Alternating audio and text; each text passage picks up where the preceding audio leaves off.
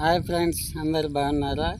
ముందుగా వ్యవసాయం చేసే అన్న తమ్ముడు అందరు బాగున్నారా? మరి ఎందుకంటే ఈ వీడియో పెట్టడం దేనికంటే మేము ఇంతకుముందే మరి వరి అడ్లు చల్లడం జరిగింది కాబట్టి ఈరోజు బీజ్ చల్లడం జరిగింది.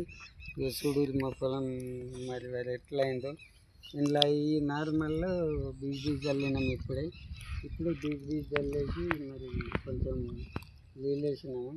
నీళ్ళేసి మందు కరిగిన తర్వాత అట్లనే ఉండాలనేసి మరి నీళ్ళు వేయడం జరిగింది. కాబట్టి మరి ప్రతి ఒక్కరు కూడా ఊరిని వేసి లేపకూరి. ఇప్పుడే వాతావరణ పరిస్థితులు మరి చెప్పలేము, ఒకరోజు అట్లా పడుతున్నాయి, ఒకరోజు ఇట్లా పడుతున్నాయి. మరి కంటిన్యూగా మరి వర్షాలు పడతలేవు కాబట్టి మరి ఊరే చల్లడం ద్వారా మరి తొందరగా పెరిగి మళ్ళా వరి ముదిరినట్లయితే మళ్ళా అలుక్కునే పరిస్థితి ఉంటుంది. కాబట్టి మరి జాగ్రత్త వహించి మరి వరిని మంచిగా కాపాడుకుందాం.